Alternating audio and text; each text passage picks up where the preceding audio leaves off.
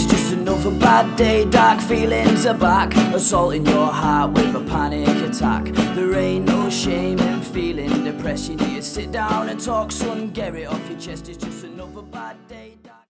Welcome back to Andy's Man Club MANCHAT. Very excited today. I've got a great guest, good friend of mine. We was going to call this part of season 1 episode, but we don't know what episode it is, so we're calling it season 2, episode 1. And what way to kick off season 2 than to have my good friend Manwellness, Manuel Benages. How do you say it? You're right, you're nearly there then. Manuel Benages, yeah. Manuel Benages. And my co-host. I'm Andy G. Thank you. Welcome to everybody. Thanks for coming along to listen to us, and thanks again to Manny for joining us this morning. We have our guest. Do you want to give us a quick intro to our guest, good friend of mine? Yeah, Manuel Benages, Instagram Manwellness, charity movement founder of Get Fit for Mental Wellness, and yeah, all round good guy. Love it. So is it MANCHAT with Manny? MANCHAT with Manny are we having? MANCHAT with Manny, yeah. That'll be title. I'll put that on everything. MANCHAT with Manny, yeah. Do you want to tell everyone a bit about Get Fit for Mental Wellness and how it all kicked off? I know because I was around in the early days and I've seen how long you've been passionate about this, but it'd be good just to start with that positive side of yeah, are we going with that? Right. So yeah, I created a movement back in, it was January 2019. Kind of come off a plane, wanted to change my lifestyle life. I'd made a lot of different choices, decided to stop drinking alcohol, loads of different, we'll go through that in a bit. I was kind of a bit of an influencer over in Manchester, and I decided to use my social media as a positive, set some goals. One of them was to create a movement and influence other people, hope changing your life like I did myself. And then, yeah, started the steps with you. So one of the things you and Brett were doing, and come and joined you on the steps. You were initially doing it to get fit, weren't you, and to do other things. And I kind of jumped on it to I thought it was going to invite other people to join me to do it who struggle like I used to struggle. Give a different option, you know, on a Sunday morning rather than going out and giving you a choice rather than going out drinking or staying at home depressed. And I kind of come to me with them steps. It was like an analogy, like, you know, you got to get up and you change your mindset to get up in the morning, and then you've got like it's a set of a challenge and a goal is them steps. Is like almost 500 of them. I know how much difficult, and I know people don't really necessarily want to do it, but once you've done it, as hard as it was, it felt amazing. And then we could go for a coffee and have a chat about it, and it kind of just worked. Kind of doing the opposite, flip reverse of like doing something then talking about it. And then obviously you've created something, it gives you confidence, and it just working. And I initially kind of going down your route of things with males, because that's all really I knew about myself. You know, I wasn't really that educated in the world of mental health as such. I only had my own experiences and my own therapies and my own educated kind of myself. But that were enough at that time, you know, to share my experiences, because I had quite a lot of experiences, and to turn it around like I turned it around, it kind of was a journey, which I stuck to. And before I knew it, there was women, children, families, you know, all struggled, who all came along, and then it kind of just built. So it kind of were like me and you, and then you were doing it, and then, you know, God knows what time. And I set another group up for like other people who could make it. We kind of did an elite group, didn't we? So we're doing 2 groups back then. One like at 5, 6, at whatever after time we was doing it. And then yeah, give up. Were you there at 5 in the morning every week? Yeah. Was he there? Yeah. I think you watched it a couple of times. You might have watched it. I don't know about that. And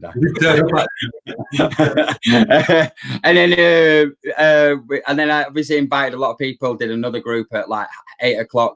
And then it just built from there. It got to like 5 to 10 people.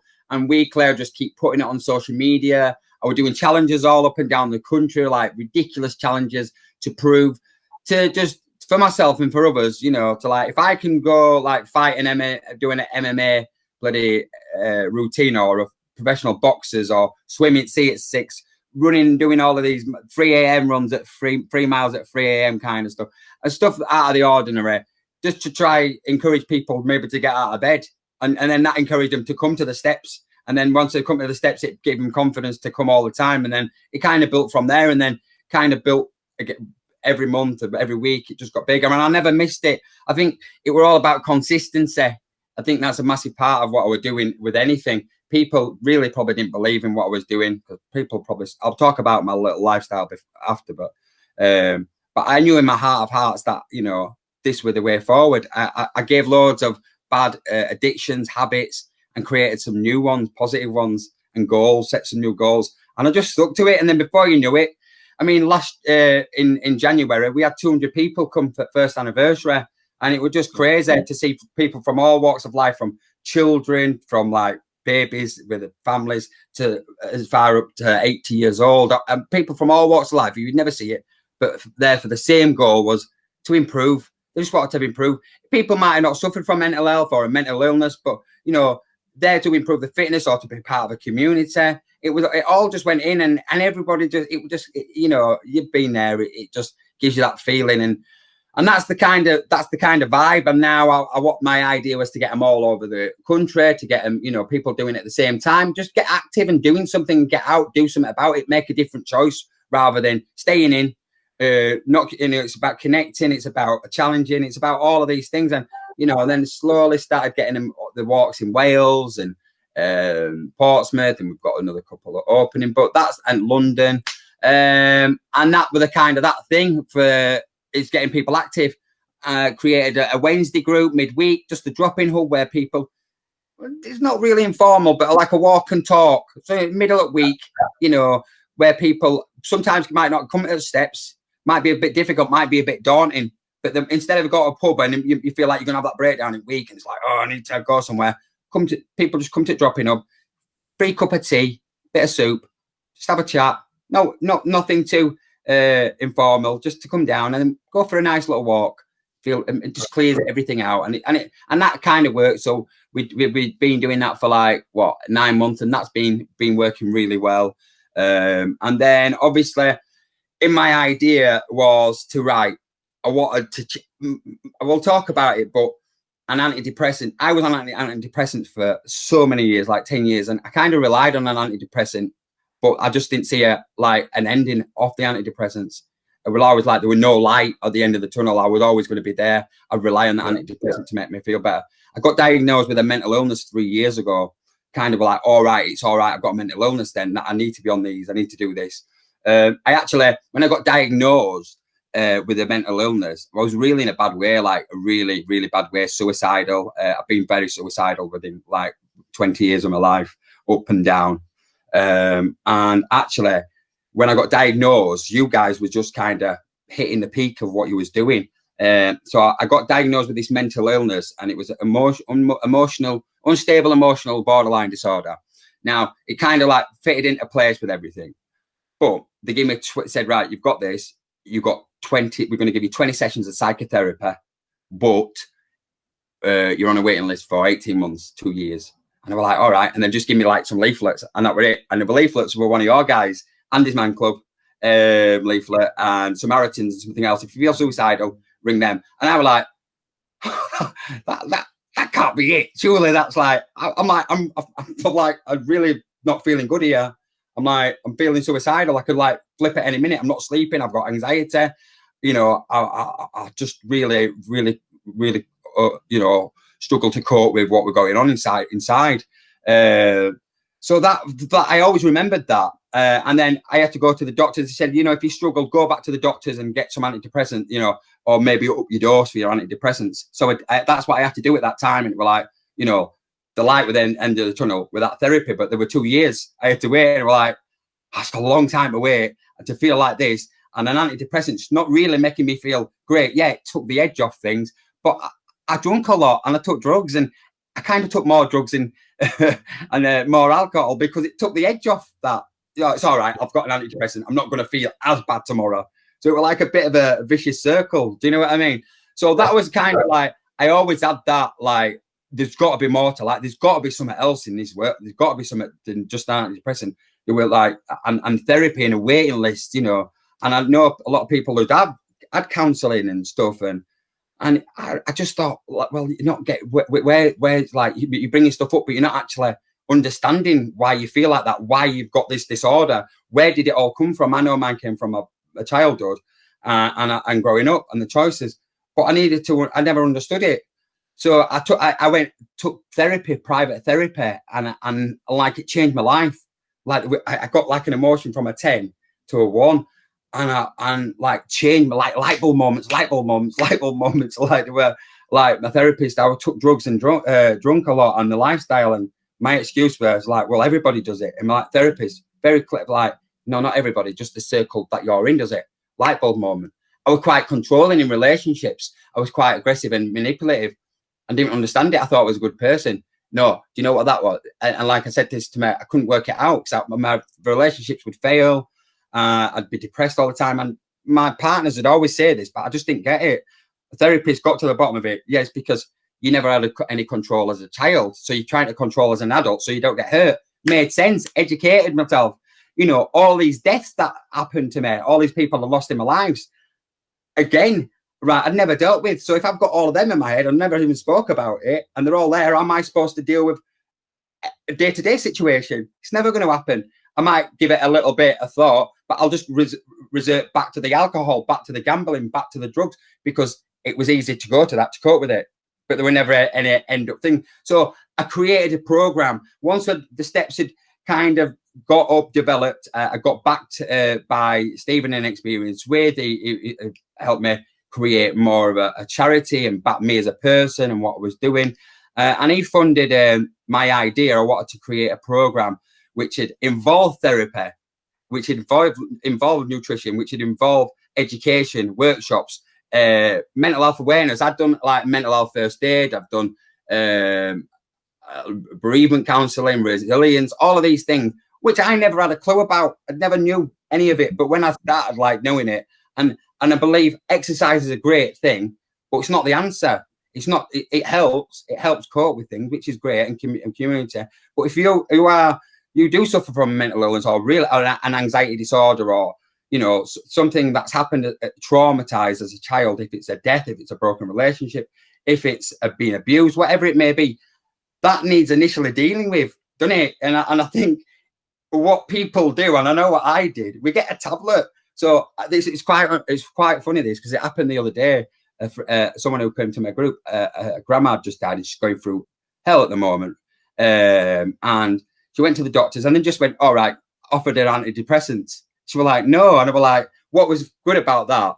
What I found really interesting about offering antidepressants for that is that you're not dealing with that death. Grief is a process. It's not depression. It's not anxiety. It's a process which we have to go through. No matter how hard it is, we have to cry. We have to go through the emotions, and it takes time. But what we're doing in this society now is we want a tablet to skip all of that and go and jump so it doesn't hurt us anymore, or we take drugs, or we do that. Well, that problem's always going to be there at the end of the tunnel. So, you know, no matter whatever happens, if we get a tablet and it's all right and it numbs it, but then 10 years down the line, 20 years down the line, we're in broken relationships, we're not great with his kids, whatever it may be, because we know we've still got that issue, that trauma. So initially I wanted something to deal with that trauma and then learn how to cope with day-to-day situations. So I put all of that into a program with professionals, did a trial in October with 10 people, 5 men, 5 women from the ages of 22 to 53 from all different walks of backgrounds.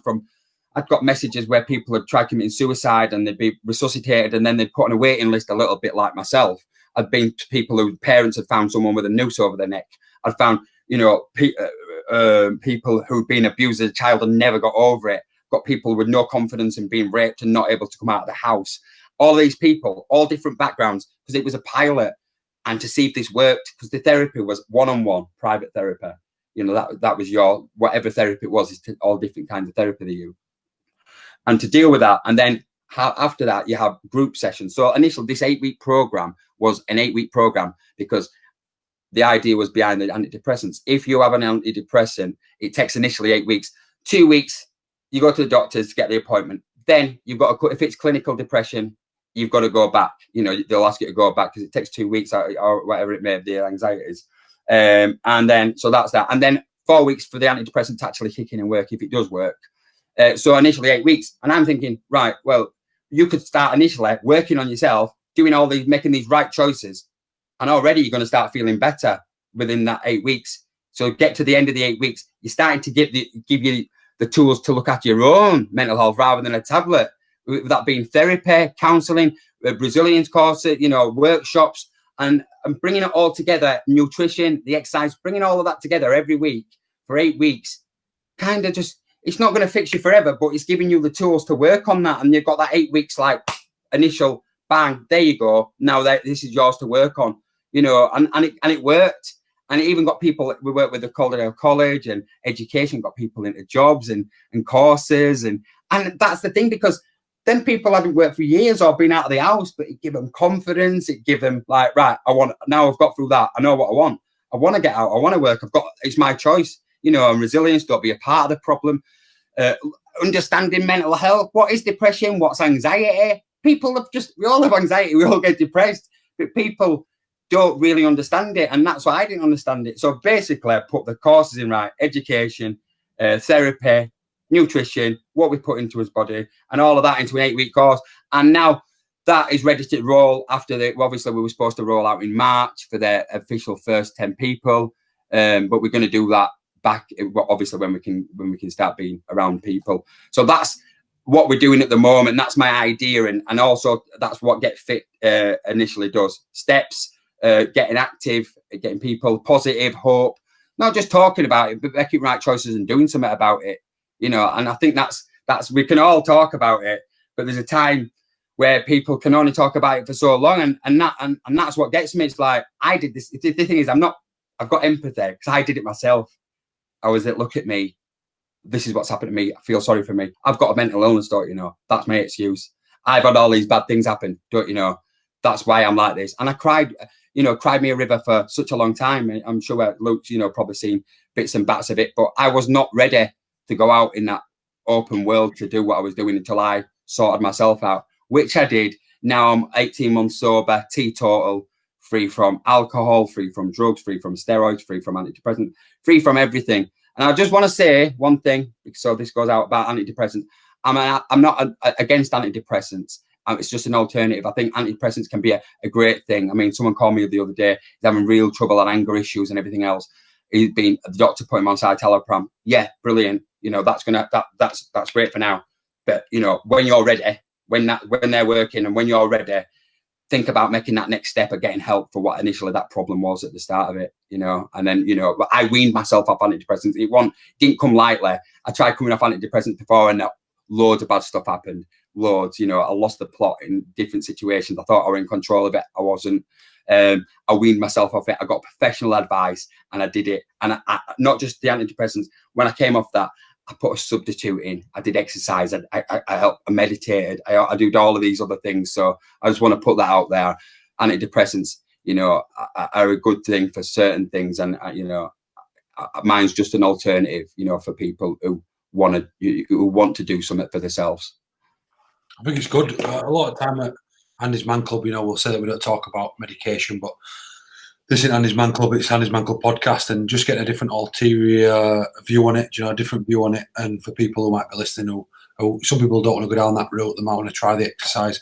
I were there that first day. Me and Brett had gone up and we'd done a run with a Aussie mate, and we'd gone again. And you'd messaged about coming, and you know, we started going each week. We turned it into a thing, and then you'd called it Get Fit for Mental Health at that point, wasn't it? It was hashtag Get Fit for Mental Health, wasn't it? Yeah. Great little crew of people that used to go every week on the community. And then I remember the changing happened when we went earlier. A lot of it would out at that time. I remember I had a baby, I just had a baby at that time. So, you know, we're getting there with that elite, you know, call it the elite group, Andy. Not that you're not part of the elite group.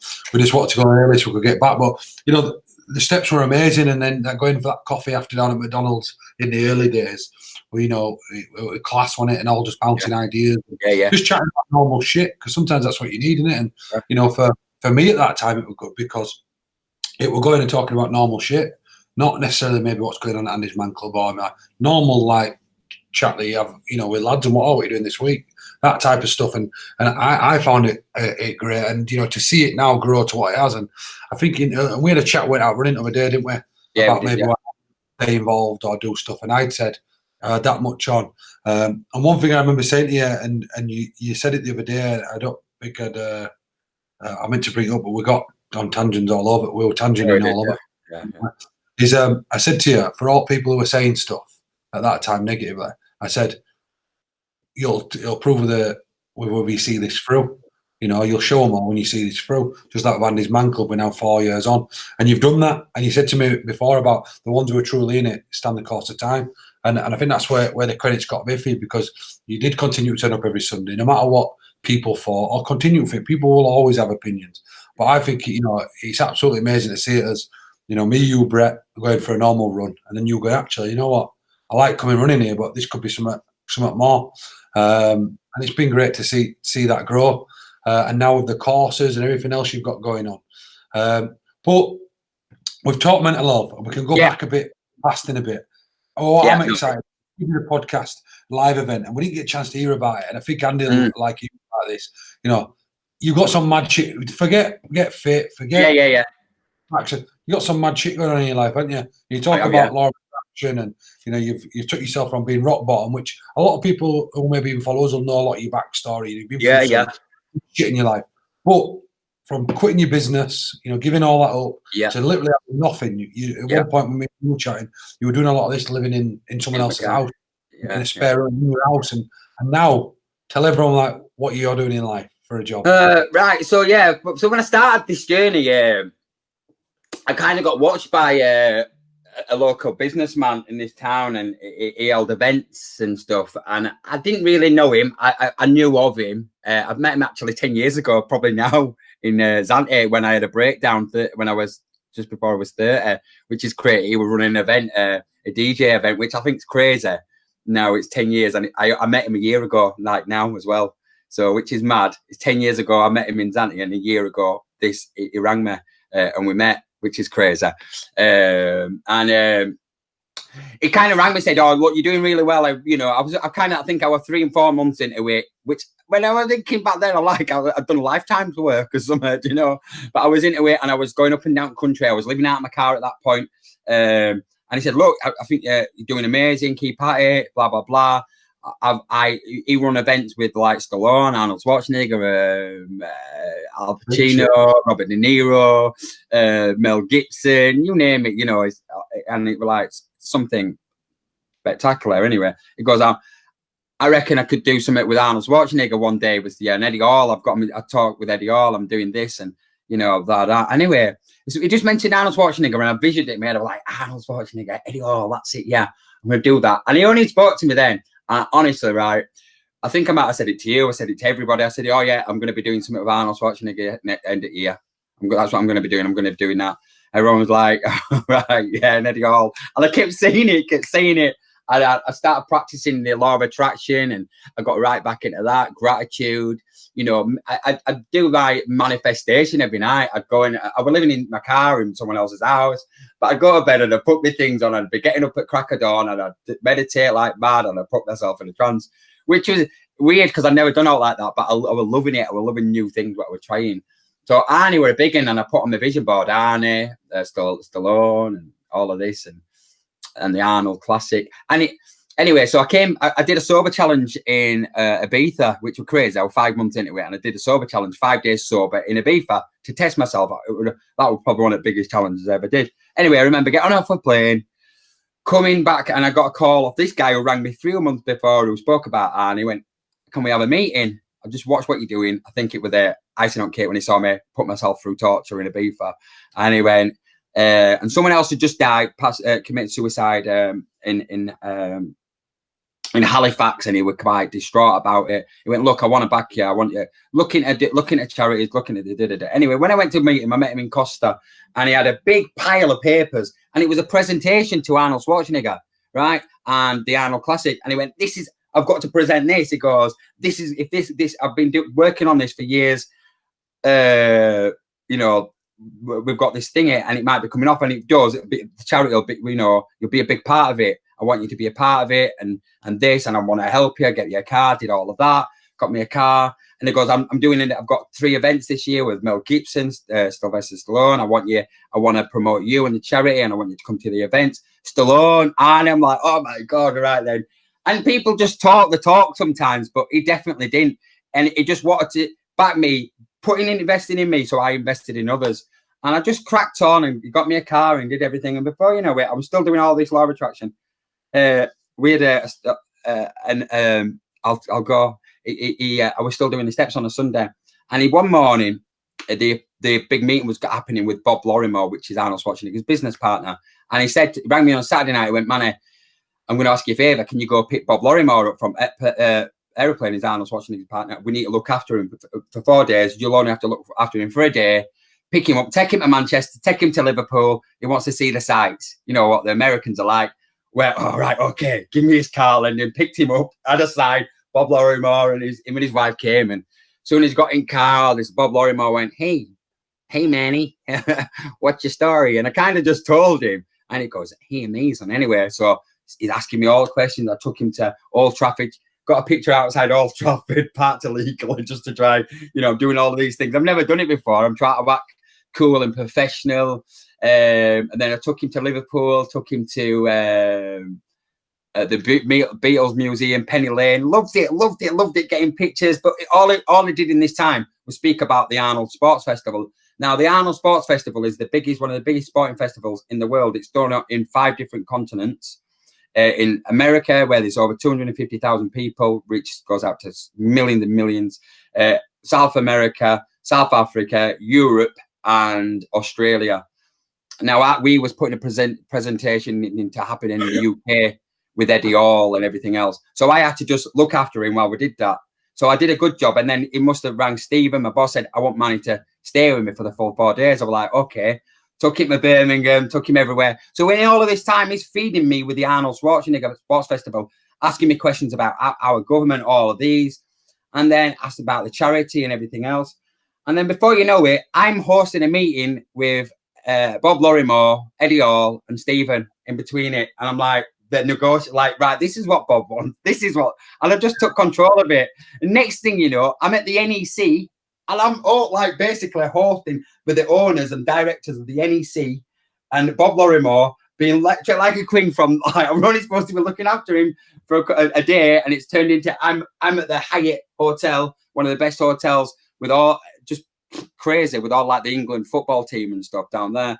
I'm in another world. So next thing you know, I'm hosting this. And Bob just loved everything that I did. He says, I want you to be a part of it. Steve, was so proud of me.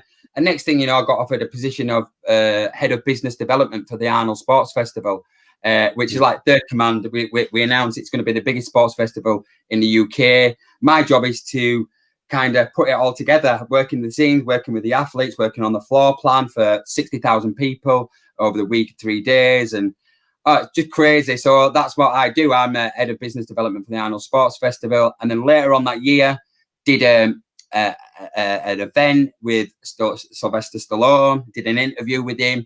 That looked cool. He started telling you about PTSD and stuff, didn't it? Yeah, it started. Well, it was a funny moment with that Sylvester Stallone. Steve, I wasn't supposed to be there, and again there, I had my t-shirt on. We were doing all the Get Fit there, and Stallone, and I just started talking to him, and he just started talking to me about Rambo and his PTSD, post-traumatic stress disorder, and what about the story of it, and he just got into it. And he just gives so much. And Sylvester Stallone got his own story. His son committed suicide. Talks about adversity and everything. It's got a super story, a super story. So we kind of got on really well. And next thing you know, I'm done like 3 events with Sylvester Stallone. And we were really part of that in the green room. It's an icon for a lot of people.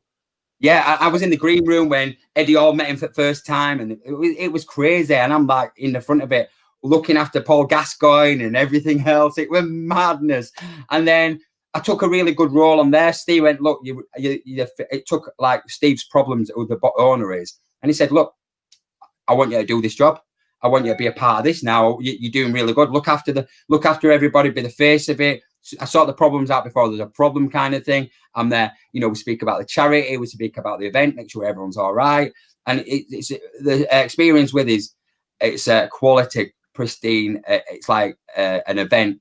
So it put a lot of trust into me because I've done with Bob Lorrimore and that with the Arnold Sports Festival, and then with these events. And then we had the week after we did back to back with Sylvester Stallone and Arnold Schwarzenegger. So then I picked Bob Lorrimore. He came over, and that was the day that. So that was the weekend that it was planned for Arnold Schwarzenegger and Eddie Hall and Steve to shake hands to make it official for the handshake of the Arnold Sports Festival. And crazy, this is a crazy little bit about. So obviously, I wasn't really supposed to meet Arnie at that point. He was in the signing, but Arnie just flew in from America on his private jet and he went straight to the signing, and he was going to have a break. My job that day was to go down to Wales and then start there and then go back up to Manchester to pick Bob Lorrimore up from the airport, because the Arnold Sports Festival was happening in Barcelona a few days after. And I was going to fly out to the Arnold Sports Festival with Bob because we was implementing it here, and I had to follow Bob. Are you with me? Yeah, you're still with me. So, so I had to pick Bob Lorrimore up, came back to Wales with Bob. And then they've done the signing. Anyway, they all smoke cigars, Arnie and Bob do, and everything. It's the cool thing to do. And anyway, I could see Bob was anxious and he wanted to smoke his cigar. And I've gone, you really want to smoke that, Bob, don't you? He went, yeah, Manny. And I went, come on, let's go find a seat. I'll find you a seat and we'll sit out. So we sat at a table, and it's really funny. Bob's going, so Stallone, Manny, that's a big number. And I'm going, oh, yeah, I know, Bob. It's cool, isn't it? You know, I met Stallone and we're talking about that, because we had the event with Sylvester Stallone. Next thing you know, right, we just sat at the table, and I could just see this guy approaching us with a bit of an entourage around him. And it was Arnold Schwarzenegger walking straight towards me. And remember, he's Bob's best friend, partner. And he just come up like it was, I'd known him all years. And he goes, pull him a chair, man. He pulled Arnie a chair and got the tables. Next thing you know, just sat there with Arnie, there were 6 of us, and I had to just play it cool. I'm like, don't be a fanboy, just play it cool, Manny, play it cool. And Arnie went and just threw me a cigar, and me, because I stopped smoking, I thought of the car, I went, I don't smoke, Arnie. And I thought, when you just said the worst thing ever. And I turned around and I went, why have you just said that? So I got the cigar and I pretended to smoke it. Watching them how they smoked it, and I'm doing that, and they're all, and I thought, just play it cool, and I'm laughing when I'm supposed to laugh, and I'm going. The conversation was very varied, as in regards to talking a bit about the Arnold Sports Festival, talking about teenage daughters in the high heels, talking about the trips away, talking about politics in America, about vaping and sponsors, crazy. I'm just in the mix with it, like this guy, and this woman who was the agent, who was Arnie's agent, wanted to take a picture of us all. I'm like, all right, what even me? And she's like, get in that picture. So we're having a picture with Arnie and everybody else. And it was really hot that day, right? And remember, guy, I'm not saying, I wanted to say something what were, not embarrassing myself. Laugh at the right points. And anyway. So it was quite hot. And remember, we had Sylvester Stallone the week before. Well, when Sylvester Stallone came, it was raining all weekend, right? So when Arnie were there, it was kind of in late September, October. So it was quite great weather, and we were sat outside. And Arnie went, it's great weather, this, isn't it? In his voice, and smoking a cigar. And I went, I said, Arnie, you should have been here when Stallone were here last week. All it did is rain. That when Arnie went, laughed his head up. And he got his phone, started FaceTiming Stallone and going, when you were here last week, it was raining. When Manny and I'm like going, no way. I mean, yeah, I've said something proper cool with Manny. And I remember him saying it on stage later on, and I'm like, we know with the audience. And I thought, that was from me, that. And it was like my little, and I claim to fame. And then even crazier than that, the day after that, I flew over to Barcelona. I didn't realise we were going to be looked after, chauffeured, behind the scenes with Arnold Schwarzenegger and Bob Lorrimore for 4 days, which was another. Just type this down, that's what we're doing. I typed it down on my phone to make sure I remind you to tell us what you're going to do about that. Because the Barca, it just got crazier and crazier, didn't it? And unfortunately, on social media that time would have been like, he's just done Stallone, then he's chilling in the back of a hotel with Arnie, and this is what I just wrote down. Then make sure you get him. Then said that next minute he's on a plane flying out to Barcelona, and you're part of an entourage, aren't you? Then yeah, part of an entourage with him. So it was just me, Arnie. Because thousands and thousands of people, and my job was obviously, because we're having it in the UK, nobody, because it wasn't announced, nobody knew about it, and so I couldn't really say it. But I'm there over there with all the strong men in the world, and I'm VIP treatment of front row. We sat next to Arnie in front of the stage, and it were like, and we were just getting filmed, and it were like, it was just surreal. But you know, I always remember go back to the year before. I went further in the year, and I said it to everybody. I said it to absolutely everybody that I was going to meet him and he was going to be a part of it. And he loved what the charity were about, and they wanted it implemented in each different continent. The Classic's going to be hosted in that. It's a real big thing. And I've met the president of like this Federation of Spain, and Bob were like, "This is Manuel. This is what he does," and everybody just loved the concept of it and what it was about. And didn't Annie have to have a say in the changing of the name? Because you want to be that was it. Well, it was Bob and I kind of the thing, because mental health, I would call Get Fit for Mental Health, and in America, have it a global platform. Even in England, they were like, you know, when they think of mental health, people kind of come like a negative about it or think, you know, different thoughts. And I was like, not a chance am I changing it. No, it is what it is. That's what it is. Mental health. This is what the stigma would try to break with it. Mental health's not a bad thing, and I wasn't having it. But looking at it as like, you know, wellness, and it was like kind of the positive on it. Like mental wellness is to get fit, you know, looking after yourself. It's kind of not like, yeah, mental health, but mental wellness is how to cope with it. How, you know, doing all the things right in your life, which is wellness. And it changed, and I said, could it go? And it kind of had a thing, and Bob like, look, we really love it, and I love it, but, you know, it's your decision, obviously. And I'm like, you know, Eddie Hall's there, and Bob Lorrimore, and I'm like, no, and I'm like, no, think about it. And then we sent the logos to see if it looked, and it went, and then it kind of just, I wouldn't have it any other way now. And it is about, because when people, it's getting it out to people. It's getting to people to like, you know, grabbing them, you know, I don't want the name just to like say it scares them off. Look, this is to look after yourself. You know, it's a good, it's a positive. It's not a negative. It's a positive. You know, some people would talk about mental health. Like, I think I do a talk on a Monday night on Facebook at 9 o'clock, and it's mental health with Manny, and it was really interesting, really, because I did a talk, and I obviously a mental health first aider, and I asked a question of like anxiety. I was dealing with anxiety last night, which is a biggie, isn't it? But I asked a question, what's the difference between mental health and a mental illness? And nobody knew the difference. Like hundreds of people on that, and everyone thought they were the same thing. It's a completely different thing. We're kind of in control of our own mental health. But a mental illness is, you know, it's kind of a trauma or something we may have. People thought it was a chemical imbalance. Well, it's not a chemical imbalance, is it? Because it could happen when, you know, it's some kind of trauma and it's created into us. So people just didn't have a clue, and they were like, education again, you know. And when you say mental health, people say is it a negative. When I first did this, started with it, I think it was 1 in 8 people, they said, suffered with mental health.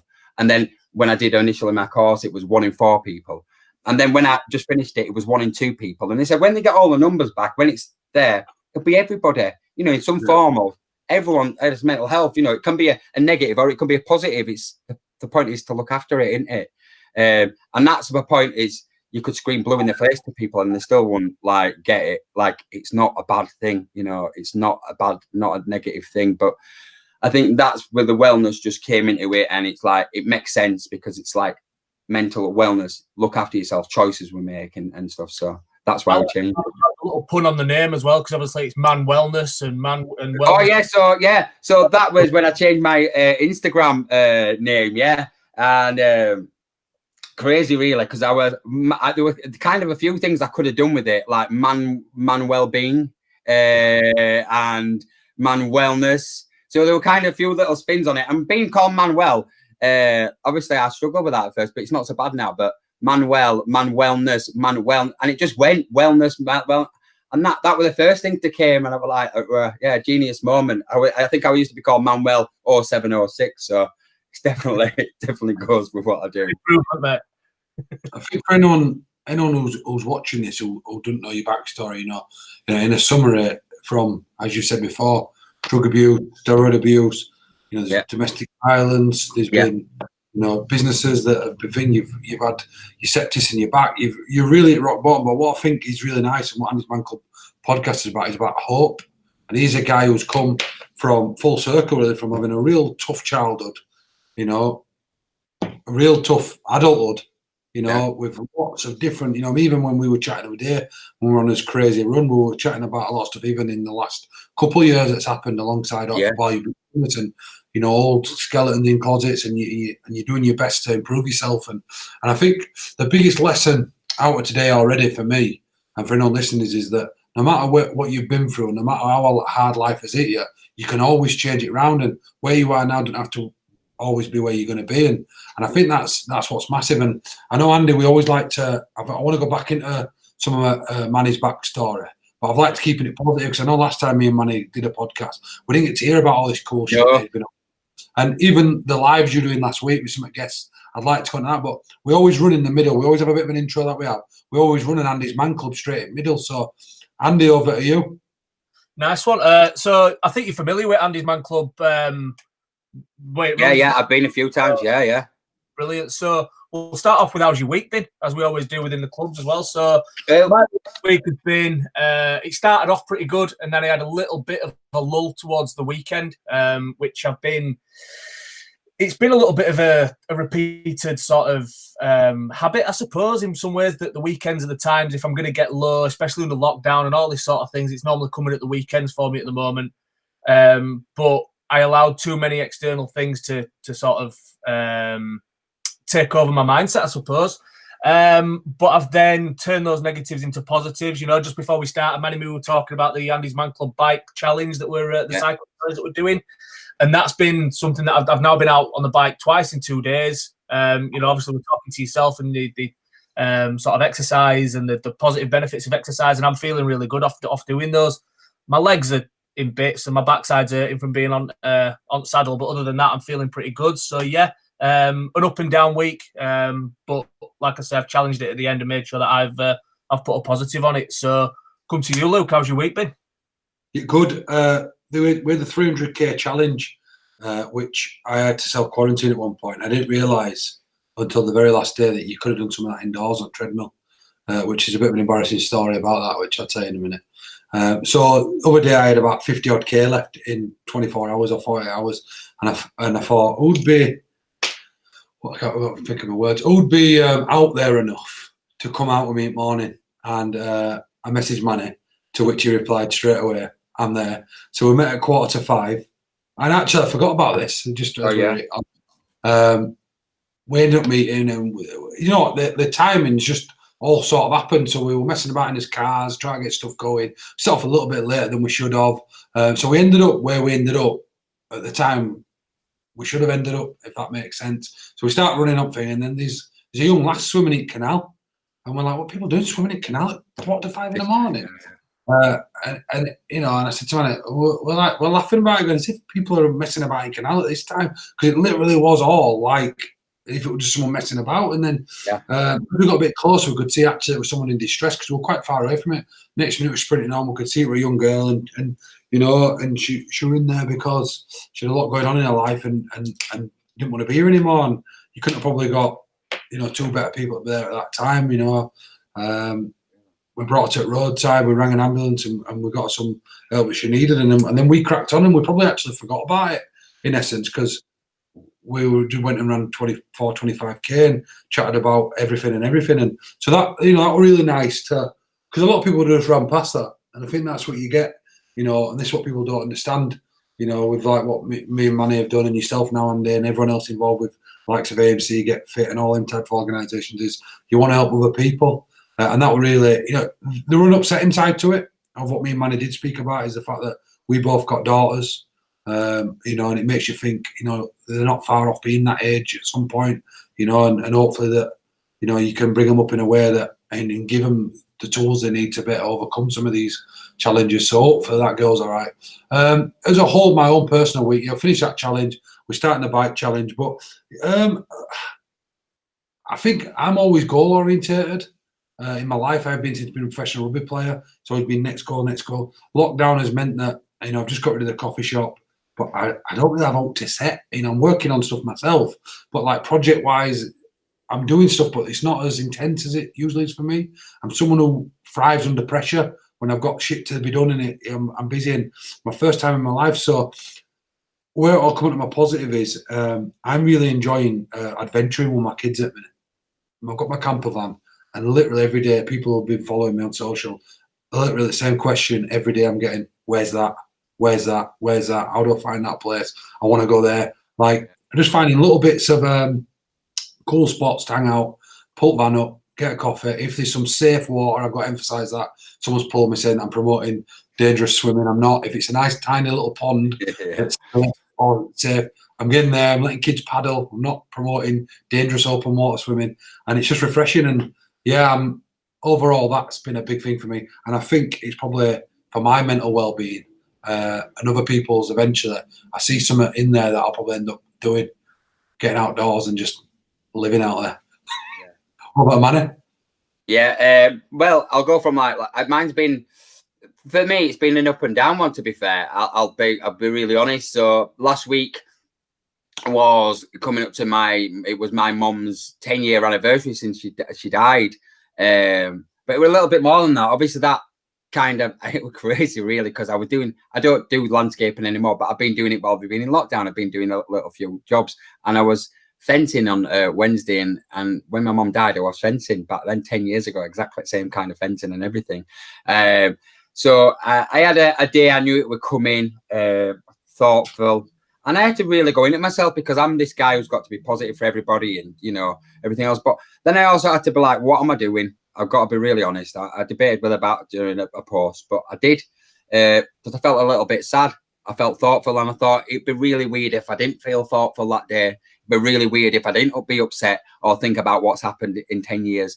And it wasn't just that. It was the 10 years since I had a breakdown as well. I kind of lost the plot. You know, after my friend committed suicide, I found him and my friends, and my little brother dying, and then my mum died, and kind of with a breaking point of where it got like too much. And I also had a breakdown in that 10 years, lost my children, my marriage, injunction orders, tried committing suicide that year. So 10 years ago, it was a massive thing. I was 30 years old, well, 29 years old, and I was looking forward to getting into my 30s, going on a holiday, having a surprise, having a party, all of these things. I was working, had a business, I was doing really well. I kind of built myself back up from all the other downfalls that I had. And it were like, boom, got that call, boom, bomb's dead on bed. And it was just like, I never went back to the person I was. You know, that was kind of took everything where I drunk. I'll talk about that if you need to talk about it later. But it was, so 10 years forward, you know, 2 years I kind of made some right choices in my life, and you know, was a different person to what I was then. And it's kind of like, wow, I'm this person. I'm like happy now in myself, and like looking back at that person that I was 10 years ago were quite distressing. To like, if I saw that person now, I'd be like, get here, I'm not letting you go, you're all right, you're safe. And I'd want to hug him, and, you know, makes me, you know, because I know where I was when I tried committing suicide. I went to the graves on my mum's grave, and I had my brother's there, my uncle's there, my granddad's there, my best friend's there, and, you know, they're all like in a group. And I remember 10 years ago, when it happened, and I had the breakdown when my mum had died, after the holiday, I just drunk like crazy and drugs. And I remember trying committing suicide, and I took that many tablets, that much alcohol, and I was ready. I cried my eyes out, and I went to the spot, because obviously I was going to put flowers on my mum's grave, and I thought, and I looked, and I saw myself there, and I was like, wow, where was you then, boy? Where was you? What that person was? Wow. And it quite like, right, like, wow. And I had to put it out on social media. Look, this is how I feel, really. This is, but I'm all right. I know it'd be weird if I wasn't like this. Tomorrow, I'll be all right, and I'll do these things that I do. You know, I'm not normally every year at the anniversary, I won't want to deal with that. I remember why I did take drugs now. I remember why, you know, on them days, because you're running away from that feeling of reality that people you've lost in your life. It's not like that now. Just face up and deal with it. Yeah, it's not going to be the best day. I'm not going to be smiling and laughing and joking, but it's a day, and it's supposed to be like that. And I'm like, and I put it out there as well. So Wednesday was a bit of a strange, yeah. And then Thursday we're back on it. I did the half marathon with you, Luke, on the Friday. Not bad. Then I had my girls all weekend this weekend, which is very different for me, because I hadn't had my girls properly in a routine for years because of all the ups and downs I've had. and kind of built that relationship back up with my children, and now they're stopping, and now having one night a week, and it's just only really started getting like that. I mean, we're good as we're good. We've got a good relationship, but actually having them where they're wanting to stop is a different kind of thing. And having a routine, a structured routine, I think it's the next steps forward. Everything can be great in my life, but it's all about them as well. That's the progress I'm seeing. And the mum rang me. She wanted me to have them for the weekend. Lockdown, she's had them a lot over there. They live in Harrogate. So, yeah, I had them the full weekend. And we had a really, really good weekend. We had some rolls. We went out. We did some family things. And then, I'm going to be honest again, on the Sunday, I dropped them off. And I was like, what am I doing now? Normally, I've got a plan, me. Like you, look, I have goals. I know what I'm doing. I've got to have them things.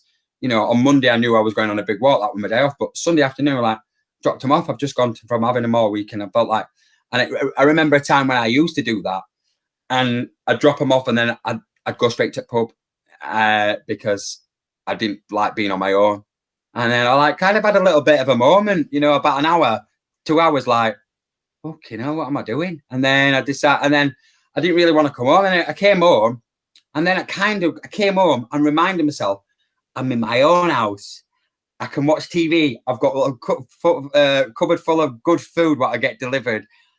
I actually this is not bad. And I reminded myself, I've had to do that brain work to say, do you know what, Manny? This is good. This is good that you've got that time. It don't matter, And I taught myself and did it. And then I was like, before you knew it, I were all right again. But it's just, you have them moments, and we all get them moments. It's the choices that we make, isn't it? So, yeah, that was that. Yesterday, I had an amazing day. Went on a walk, 11-mile walk, got up early, met some friends, did some sports, had a really great day, did a show, really productive, planned my work for the rest of the week. So, yeah, I had a bit of a mix-up week, but, yeah, it shows how far you've come, because if I'd have had that 10 years ago, 5 years ago, it'd have been a totally different story. Judging by those clips of his playing basketball, I don't think there's any NBA players worrying right now, is there? No, definitely not. Did you see my? I got a few though. I got a few in. Others need to do some work. Yeah, we watched that Last Chance. It's an amazing thing. That's all we talked about, and we were like, "Oh, shall we go play?" But it's a lot harder than it looks. I haven't played for years. Michael Jordan jump and then get nowhere near hoop. There were a lot of that going on. There were a lot of that going on. Balls going all over. Quality. The unreal answers then. Loved it, like I said, from you to obviously describe the circumstances that you've come through there, Manny. And, we hear it quite a lot from guys that have walked through the door of AMC that have been in a circumstance where they've been at the bottom. They don't want to be here anymore. But then they look back and say, I'm so glad that I wasn't, I've come through it, and I'm where I am now. Yeah. So, cheers, mate. Question number 2 then is, what's one positive from your week?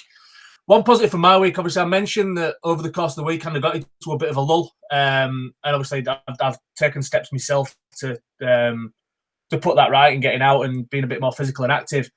On Sunday night, one of our trustees, actually from Scotland, put out a bit of a message. He's been struggling with COVID over the last couple of weeks, and he put this message out on Sunday night. And I texted him afterwards and just sort of says, do you know what, mate? That gave me a bit of a knock on the head to just sort of turn around and go, the stuff that I'm worrying about doesn't need to be given the amount of space and time that I'm worrying about it. I'm doing all right considering, the circumstances you've just described there have really helped me out. And I know you didn't necessarily put it out for that reason, but I just wanted to let you know that you've really helped me.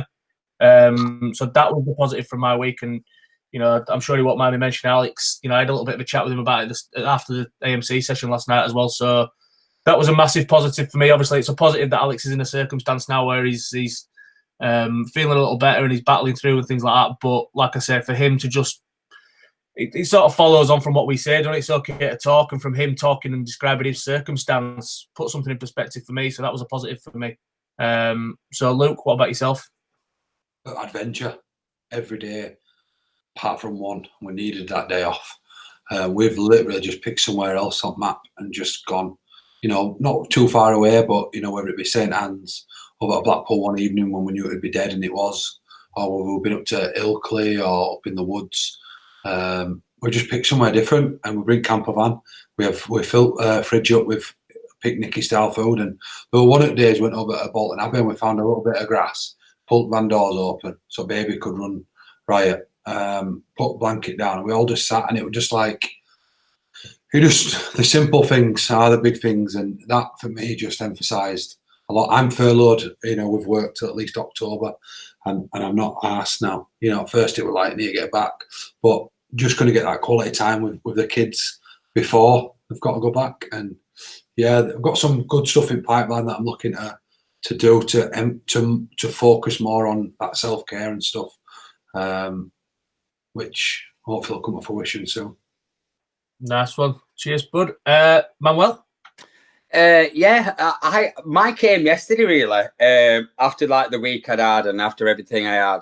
And it wasn't really one thing that happened. It was like a realization of what happened. I went on a walk yesterday and I got up and I went on this walk, and just like you were saying earlier on, the outdoors, I just feel there's a big change in things. And like we've got on our doorstep, like so many amazing things, and we're able to do so many amazing things, and we have so many choices. And I had a bit of a realization of like, come out like with like a lot of like energy, love, and like for what I do and for the people around me and for the surroundings, and just that it was like realization that this is not just it. Like me, I can improve. I can do so many things. Like the life's great, but it's going to get even better. And I'm just knowing that I can improve every day and do something else, or go on a walk, or go on this bike ride, or do these other challenges. And just realization is like, do you know what? It's like I'm coming up to 40, and normally I'd be like, but it's like I've got so many good things to come. I'm going to be so like, and with my children, and having that positive weekend with my children, and just having all of these things, and knowing that every day, every week, it'll get better, and it'll get better, and it's that of me, and just going out on that big walk yesterday with a nice company and the surroundings. I had a really just great, like, oh, do you know what? Life is really good. Life is what, it's, and it's only going to get better. I've not even delved into half the stuff I want to do and just to improve. And I think that was just the positive of that realization that life's good. Life is good. Nice. Love that. Absolutely love that. Question number 3 then is if excuse me if I can get it out, is there anything you've got to get off your chest? For me, it would be internet. My internet, I've had so many engineers coming out to my internet last couple of weeks, and it's just a pain in the backside.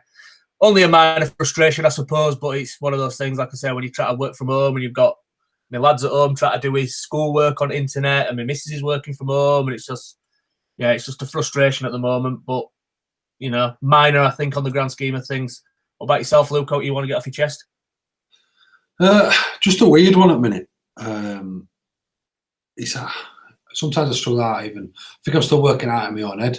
Like, I went 30 about 5 months ago, and in my head, it's like I feel like now looking back, a lot of people have like big goals, and it's great seeing people like Manny and get people on podcasts, and they've got these visions about what they want to do. And I think I played rugby.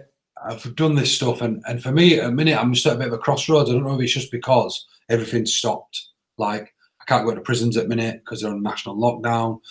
There's no crowds going to be together to do my talks for at least 2021. So I don't know. I just feel a little bit, at times, just felt a little bit lost. I'm in a really good place myself. I just think maybe for years it's always been a lot of outward stuff about, training for rugby and then playing rugby and then trying to do that. Then it was setting up ANDYSMANCLUB, which is established now and no longer directly needs me day to day. So I've tested that and left Giz for the last 2 weeks without very little contact, and it's ran smoothly. And that's when me and Manny were talking about this. For him, when he can get to that point where he can step back and he's done that with his lives this week, and you can let the ship continue even if you're not on it. Which has then led me to like, that what's next that I always talk about, that I use in a positive sense. I don't know. For the first time in my life, I don't know what's next. I think end of last year, if I'm being completely honest, I probably hit self-destruct button in a weird way. And for most people, they'd see it in a positive sense. I didn't go start drinking. I didn't go to drugs. I didn't go down any dark path. I just took on as much stuff as possible to see how much I could physically handle. And although other people around me were saying, you're not yourself, you seem stressed. I'm like, nah, mate, look, I'm building Lisa's clinic. Look how good it is. I'm building coffee shop. I've got a camper van. I've got all these projects. And I remember young lad Sam were coming with me, and he's like, I just don't know how you get all this done in a day. And I'm like, I've got loads left. And I'm flying up to, you know, designing a camper van and doing stuff. I were flying down a coffee shop and, you know, doing all that. And then Lisa's clinic and still speaking full time, and then trying to run Andy's Man Club and all these things. And it probably got too much. So now for the first time, when I started cutting a lot of stuff and started putting stuff in place that don't directly need me, that's a weird place to be in. And a lot of people won't understand that. Like, why are you complaining that you've got time? I'm not complaining that I've got time. I'm in a very state. It's a weird state to be in. You know, a very weird state where you've used to being so busy that now you haven't got as much to do, but yet you still feel busy. There's just no long term, and I'm not really excited by anything outwardly. Inwardly, like, I can't wait to, you know, continue to do self-development. I'm going to learn Spanish because, you know, one thing me and my missus have been talking about is we definitely want to eventually, and this is go and I spent quite a bit of time in Spain. So that's something that I've always been passionate about. That's the, you know, I had 3 goals outside of rugby and life was coffee shop, camper van, and get a place in Spain. And I've done 2 of them. 3rd one is imminent, hopefully, if I get a job again, get work again. But other than that, like, I'm not really excited by many things, and that's an hard place to be when you've constantly always had something big. So it's a weird one, yeah. So it's a weird offload because it's just literally is what this section's for. Probably the first time I've used it properly. It's just to dump it, and then I'll think about it later on. But that's exactly where I'm at today, and I want to keep it real. I'm in a weird state. It's like uncharted territory for you, innit? So it's. Yeah. I've been. I think if I can add to that, I know exactly where you've been. I think coming into lockdown, I kind of was like that myself. I think I was spinning too many plates and not really enjoying it at the minute, and enjoying it. And when I come out, like, and coming into lockdown, I'm like, what am I gonna do? But I like interactive, like, what am I gonna do now? Like, right, you need to do it. And you know, I did feel it, and I did feel like, what's next? And I didn't bother with the charity things, and it was like that. Were like, I don't really know how to even approach that or deal with that or work on that. And I set myself some new goals, and I tried all sorts of new ideas, like got a guitar and doing a lot of stuff at home and putting it out there just so I felt like I was doing something. But I wasn't really happy what I was doing. It was like I was trying new things, a bit of comedy, a bit of this, a bit of all sorts to just get my social media. And some of the stuff I was a bit uncomfortable even doing it. I do it for the sake of doing something. But I've kind of like just looked at myself like, what am I doing? Where's my focus? I need to change things about myself because I'm doing things now for the sake of doing things for other people. Well, I'm not doing it for myself or to be happy. And I think that's where I really need to focus on myself. And I wasn't doing that.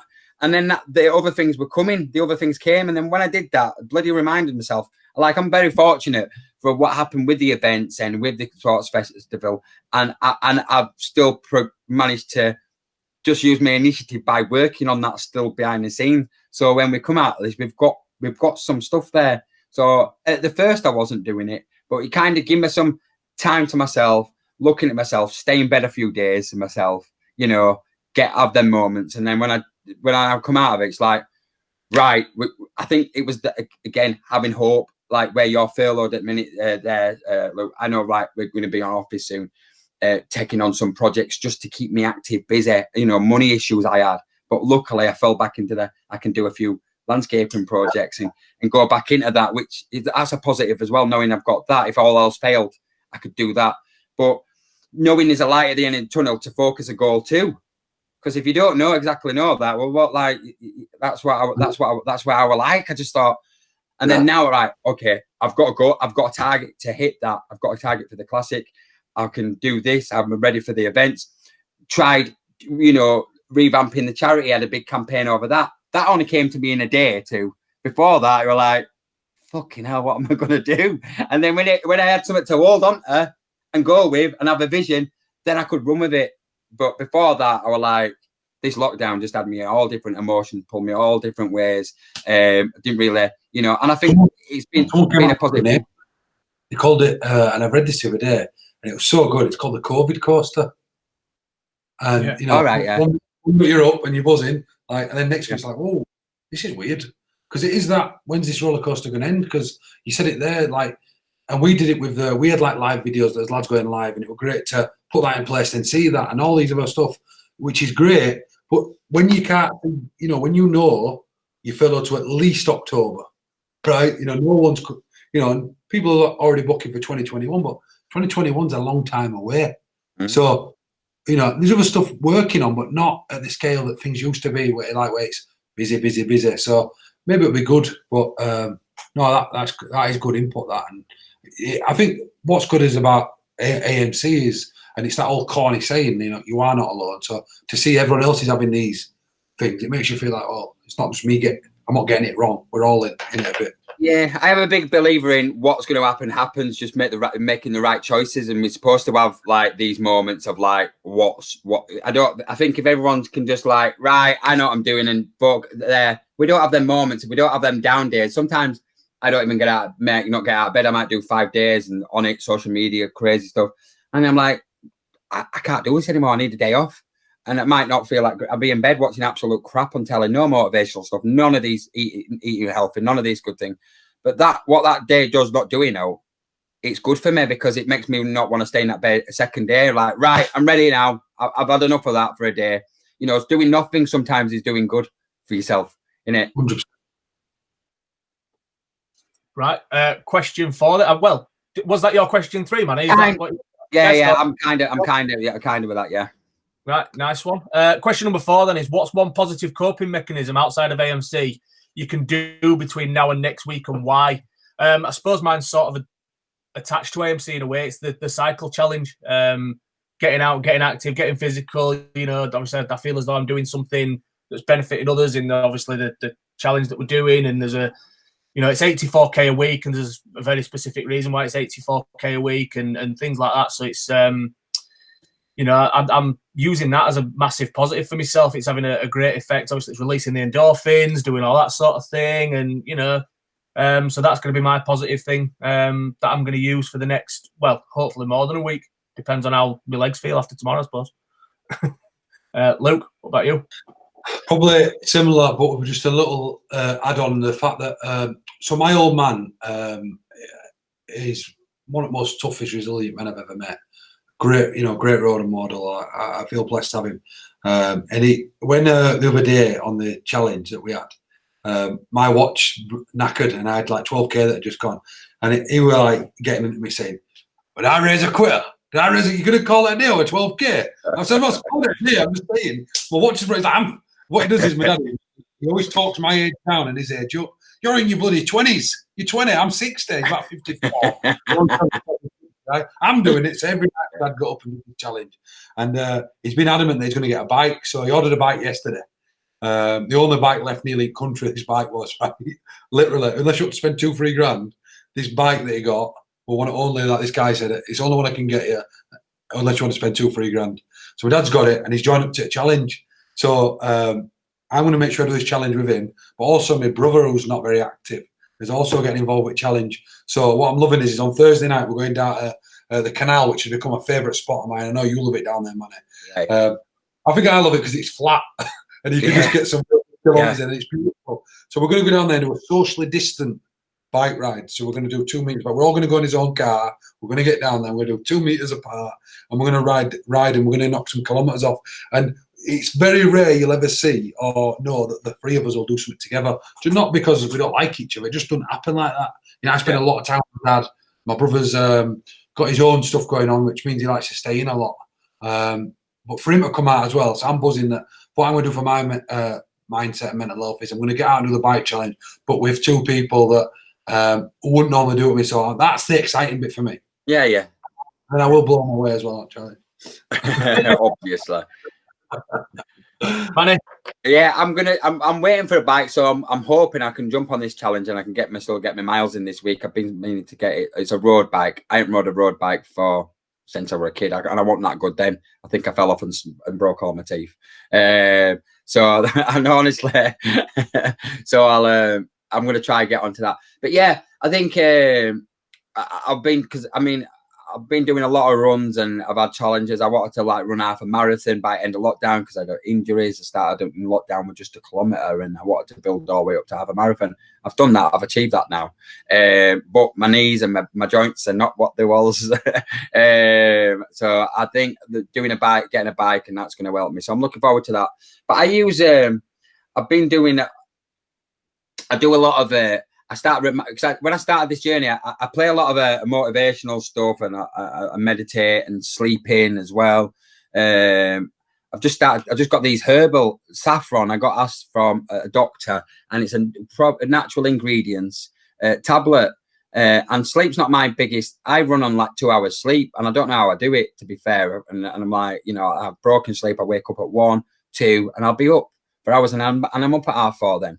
So I live like that, and I don't think it's really, you know, healthy. I do all these other things, cold showers every single morning. But last night, he sent me through the post, and it's something saffron in it. And he's like, look, I want you to try this. You know, give me some rules that, you know, have it an hour before, just drink some water, don't drink pop, etc. And you know what? Since probably 2 years, I can remember, I went to sleep last night, and I didn't wake up till 6 o'clock when I was waking up. So that was like, hey up. Another little game changer here. You know what I mean? It's all real. I'm not putting any toxins or anything in my body. It's saffron. I'm like, could this be the one? You know, like I could start getting sleep. Is that going to be a chink, you know, to my armor? Is that going to add to my armor? So that, and just reminding myself with all the like I've got a favorite motivational thing. You know, I'm like, love the over top American, you can do this, blah blah blah. But there's I've gone back into listening to a lot of motivational things when I wake up. Sometimes like I got in a habit of putting like smooth radio on, and it's not a great thing in the morning. It's a bit like, you know, like what you doing. So back onto yeah, you can do this. I've got this playlist, and it's just got some amazing words, and it just gets me every time. It's me. I'll come out cold shower like, yes, let's get out there. So they things what I can do. That's that I'm doing that this week. Sleep and getting up with more motivational stuff. Nice. Just to ask you, Luke, off the back of that, are you still using the same bike that you used for the last Andy's Man Club Cycle Challenge about 3 years ago? I'm not. That were an interesting bike, wasn't it? Yeah, back wheel would do like wobbling all the way between side duffer. Yeah. Yeah, he lent me a bike, and it were a great bike, but everyone else on this challenge we did from Lee, which is on West Coast, nearly, right over to Hull. We did it just over 2 days, just for some. We turned out that a lot of pro cyclists came, and they all had real fancy bikes and gear, and I turned up typical fashion, just all heart, no head. And just cracked it away. Then they were flying on their zipping shoes, and my back wheel were going like this, like literally were wobbling everywhere. And it turned out when I brought it to a bike shop, he said, "Where have you come from? Like round corner on it?" I said, "No, just done 80 mile or something fucking stupid." He went, "Well, mate, like, surprised this wheel like buckled underneath you because every metal thing is basically fucking loose." So he tightened up, did it, down and emptied it. And we managed just to finish it, but he said, "You should probably be dead now." Driving the whole way back on that. Well, that were a good challenge, wasn't it? And weirdly, talk about timings and stuff. After we did the running challenge, some lads were like, "Let's do a bike one, it's okay to ride." It was 3 years today, wasn't it? That we'd just done the It's Okay to Ride. I've got a challenge. And Manny likes a challenge. And I've seen a few people doing it lately, and I've read it in his book. There's a challenge called, and I just pulled it up here, it's the 4-4-48 running challenge. I've seen a lot of people doing this, yeah.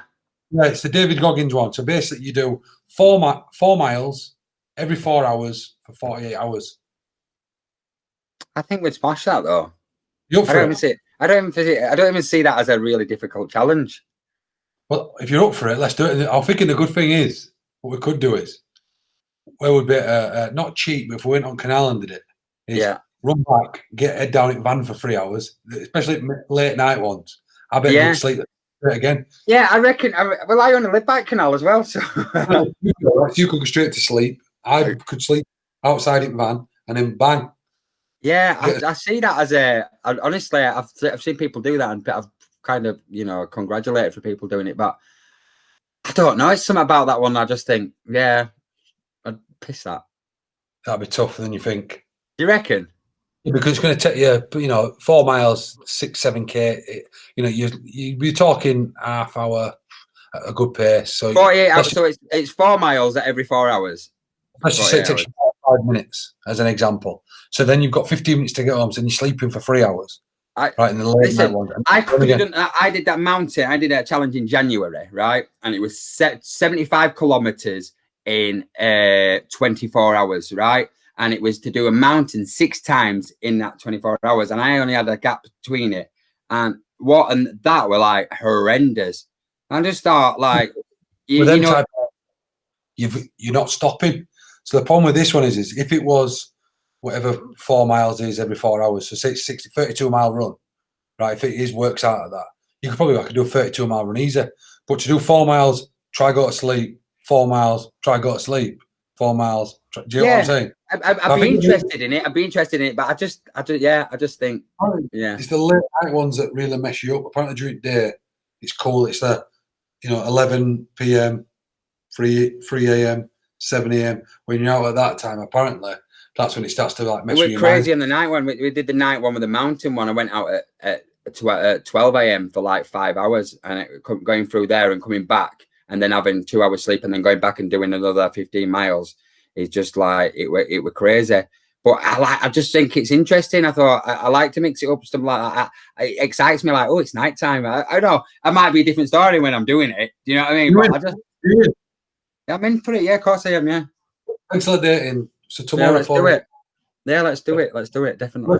Let's do it. And then you've got a quick fire question number 5. Yeah, quick question number 5. Sorry, bear with me. I did have it a second ago. What's one thing you used to do as a kid that kids don't do today? So one thing you used to do as a kid that kids don't do today. I'm going to take it out. We gave in a session last night. It's climbing trees. You don't see kids climbing trees anymore. I used to love climbing a tree. Just, randomly, just there's a tree, go climb it, sack it. Why not? We'll sort of swing off branches for a bit and, so climbing trees. Luke? Prank phone calls. And I'm not about like what each other on Snapchat. I'm on about like get phone book out. I used to love this. Get phone book out, pick a random number, and then just ring up and be, I do it at like 10, 11-year-old and be like, I am Mr. Benages. I'm just wondering, can you just go check if your fridge running? It's Mr. Ambler from the electricity company. And then they'd come back. Have you done this one? And they'd come back and go, yeah, my fridge is running. Well, go catch it then. I used to do it. I wasn't a kid when I used to do that. I used to be at an house party up for 3 days and thought I was funny doing that.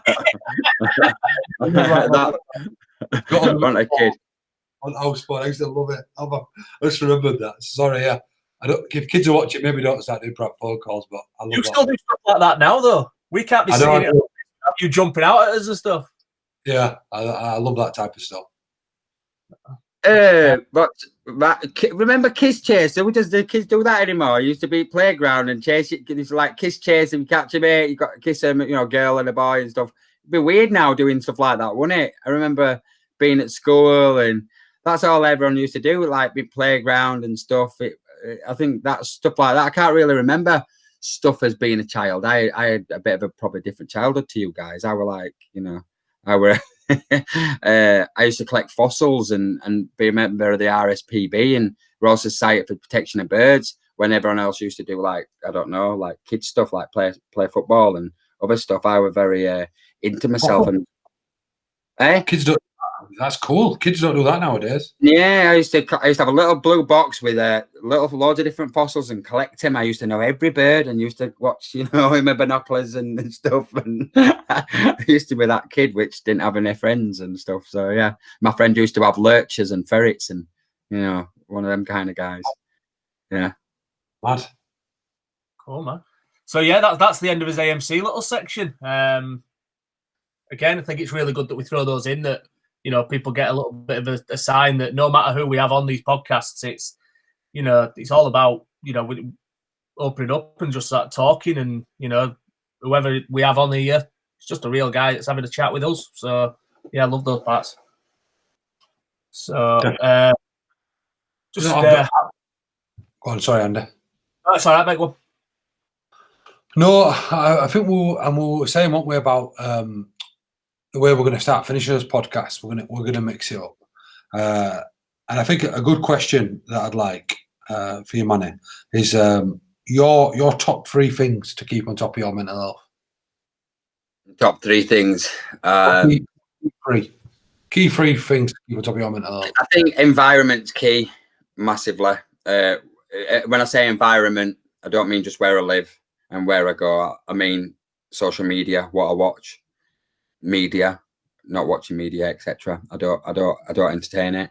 I don't look, you know, I see it gives a lot of people a lot of problems, anxiety and problems, and it would me if I think when I first started back, you know, COVID, I don't watch news. I haven't since I started this journey, but you had to watch the news just because you want to know where you was, where you stood, where you know, work and everything else, what were going on, and the other things, and I think it's very scary. But you know, as with law, there's a lot of not truth out there, a lot of scaremongering, a lot of different, you know, negative from Facebook. There's a lot of negative. It can be used as a good way, but 80%, 90%, is it real? Is it true? If it's negative, if it's, you know, hating, if it's bad, it's fake news, keep away from that. That's what I mean in surroundings. So I do all of that. I need to do that. Negative people, negative comments. I believe you can't positive, but you can control the negative. You can only control yourself and not what's going on out there. And that's I think that's a key.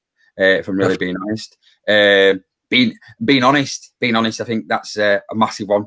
You know, if you sometimes, I know I did it a lot, is you live a frigging lie, and you know, you go do things and yeah, I could, but you know, being honest with yourself, could I do better? I try to do my best every day. If I do, you know, so I go to bed like, right, you know, not having any regrets, and just being upfront. As hard as it is, sometimes it can be really difficult, and you know, to be honest. So and obviously a massive key one is for me is exercise and routine. You know, get structure in my life. It's easy just to fall back into old habits if you don't, and consistency.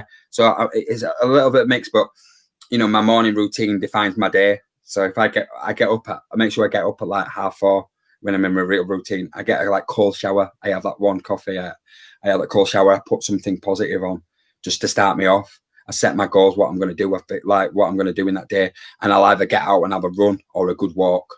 And that's before everyone's even probably awake in the morning. But that sets me up. And I know if I don't do that, I'm a different person. I might negative things might come into my mind. You know, if I don't have this routine that I do, this structure that I do every single day, and don't fall back into it. Yeah, I know I've said that, well, I might have a day off on that, and I'll have a day off. I won't get up at that time, but I need that. But 3 things, key things is, yeah, environment, honesty, and my routine. And part of that routine is my fitness and my meditation and everything else. Love it. I think next one is, and I've just come up with this, Andy, what we'll do, we'll finish with a 3, 2, 1. So 3 being your key 3 for your top of your mental health. 2 is 2 pieces of advice that you've received that you'd like to share with us. 2 pieces of positive advice that you've heard in the past that you think might inspire someone else. That me? Yeah. Oh, right. Sorry. Yeah. Sorry. I thought I think worrying about what you do and not what everybody else is doing is a bigger. We kind of just always try follow what other people do or what other people say about us or how other people judge us, and not necessarily what we do and what makes us happy.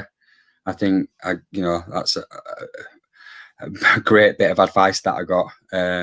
You know, sometimes I don't even stick to that. Sometimes, you know, I need to remember that. It's, you know, on my journey, what I do. And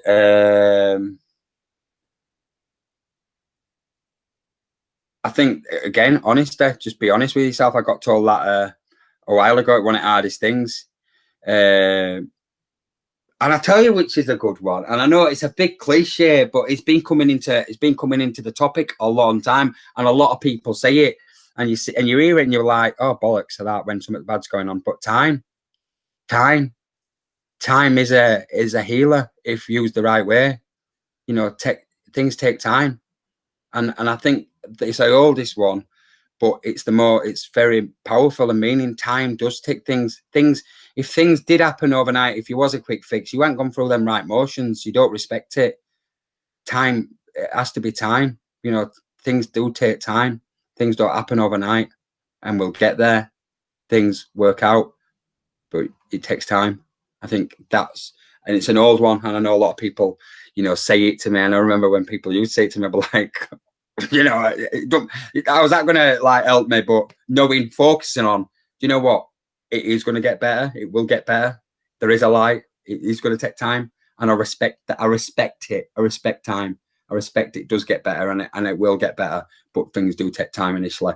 You know, there's no quick fix in this, and I won't want a quick fix now. You know, I always want a quick fix, and I think there. And I think last one to finish is, what is one skill that people could, what's one new skill that people could look to learn that'll help them? And it could be like listen, I think what I've learned, and this is very recently, it's a very good skill, and I've learned this only recently. I have a lot to say. A lot of times I've got a lot of experience, but listening, I think listening is a fucking great skill, is to listen. Once talking, twice this. And I learned that not so long back. And just like listening to you guys, just slow down, take it in, you know, learn about somebody else, listen to him. That's all you have to do sometimes, is listen, you know, and it feels good. And I felt, you know, I didn't realize I used to just talk so much, and I know I do talk a lot, but sometimes just to step back and just like, yeah, man, you know, let's just chill out. And it's something I'm still working on, but it's a great skill just to listen. I think it's difficult for people to do as well, and actually really do listen, take it in, not just listen and like, oh, I'm just keeping short, I'm not really listening, but take it in, listen, absorb it.